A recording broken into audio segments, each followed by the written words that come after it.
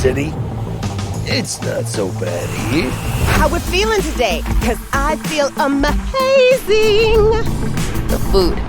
The Thai on 7th and Haywood. The pierogies down by the docks. Our home. Our pride. And as always, your business is my business. And this is your World News Update.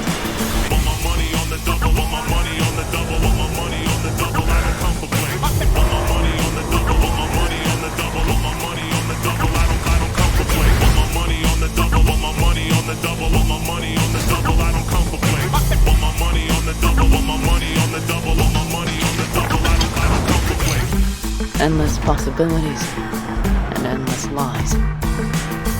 We are fucked, America. And I don't know how we're gonna fix it. The homeless population in Night City has risen by 300%. Crime in Night City is now double the rate than in the new United States.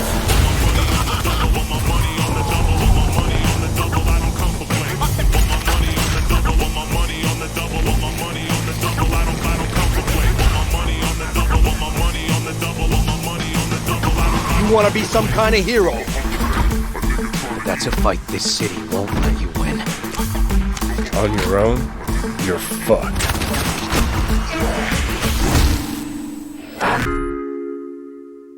Well, on that note, that's it for today's Info Flash. Sleep tight, Night City. The grass ain't greener anywhere else. Night City. What does it mean to you? How well do you know its history? Who was Richard Knight?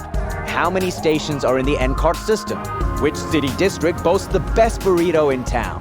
The answers to these questions and more can be found at the address at the bottom of your screen. Check it out and fall in love with Night City all over again. She pulls my trigger, got me up alright. It's a danger play here in Night City.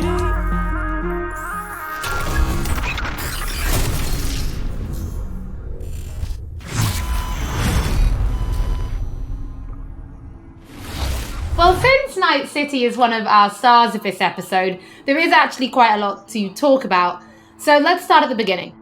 How did Night City come to be? Because yes, it exists in the world of the tabletop, but how do you take that and make what we've got now?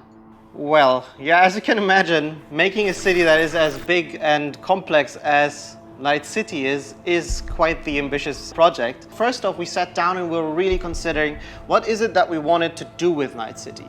In a way, Night City is the star of Cyberpunk, right? It is one of its main characters. We wanted to make a city that is very, very believable, right? I mean, the word immersion gets thrown around a lot, but really, we wanted you to be able to dive into it and feel like this is a real place.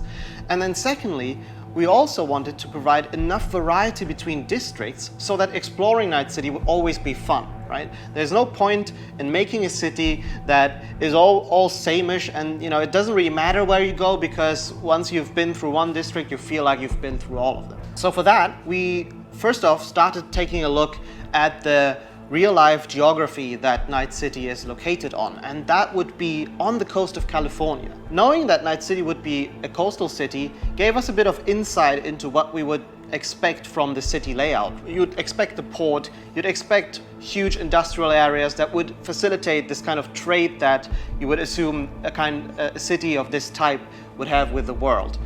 And then we went through and actually divided the city into several districts, 6 of them, and some of them are based on the original lore. We decided to give their own characteristics in terms of architecture, their demographics, the kind of people that would live there, and also the function within the city. Each of these districts in turn we divided into further sub-districts, which we further characterized using the more grand theme of the larger district. This process, I think, has resulted in a city that feels quite alive, has a lot of character, where each district feels like its own distinct zone without feeling separated from the larger picture.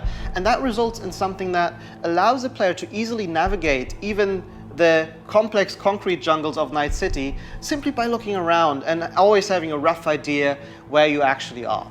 But Night City is clearly so different from anything we've ever created with The Witcher. Can you give us some idea about or some insight into just how big and like how densely packed Night City really is? Yes, so I'm not exaggerating when I'm saying that Night City is easily the most complex thing that I or the others have worked on. The city is super organic, right? It's not like a chessboard layout, but the layout of the city is crazy, and you can tell that it grew in phases, right? Where buildings have been built on top of each other, and I guess the mega buildings that we have showcased are a great example of this. You'll actually see that they are located on some kind of pillar, you know, and then expand outside and then up high into the sky, and underneath it you'll have space for other buildings. This yields a lot of interesting experiences when it comes to exploration, and that's the one thing I'm most excited about for players to experience. We've been saying that our exploration is super vertical, right? But what this really means is that it changes the way you explore the city. Compared to our previous games, you won't be able to easily set out on a target in the distance, right? You won't be able to say, oh, there's a castle on a hill over there, I'll try to get there, and then you'll be lost on the way. But here it's much more intimate, much more moment to moment. You might be roaming the cities and get a call by your fixer who informs you about a job nearby that you might be able to do, right? Or you find an alleyway and you walk down one of the many alleyways that the city has to offer, and it's always a surprise. You don't know if you might stumble upon some gangers hanging out that are up to no good. Sometimes, and these are the moments that I often get surprised with, you'd even stumble upon the odd elevator that is meant to connect parts of the, you know, different layers of the city. And it's quite astonishing sometimes to see where you come out when you enter one of these and, you know, find that, oh, this is actually how it connects to the world. That's crazy. And now I'm here, and now I know there's a shortcut that I can take. And again, this all serves to really enhance this sense of wonder that we all come to love from open world games, and the whole city is built to cater to that. I mean, you guys have really brought Night City to life, and I really want to make a point of that. It is a living, breathing city. So as a level designer, can you give us some insight into those little touches that you guys have made? Because I hear you guys have even been placing rubbish by hand. Oh yes, we've been placing quite a bit of rubbish, and that's certainly one of the more glorious parts of being a level designer or an environment artist, where you get to litter the streets that you've spent time building with the garbage. But it's details such as this that we find really important to make the city feel alive, and also we take great pride in the process of making this, right? We have a lot of fun actually placing a lot of what we call mini stories, right? These are little encounters that you can find when you simply walk along the streets. Of course, we have huge quests, right? Side quests, we have lots of side activities that you can do, but it always is nice to just kind of stop down for a minute and take a look at your surroundings that we have so lovingly created, and try to see if there maybe isn't something that you can be a little detective for. Now, one other thing that I think is really cool is also the fact that we have actually named every single street in the city. So not only will NPCs be able to communicate their locations or the locations they want you to visit by sort of referring to the street names, but also you will be able to talk to your friends about it in that way, right? Have you been to Poplar Street in Japantown, for example?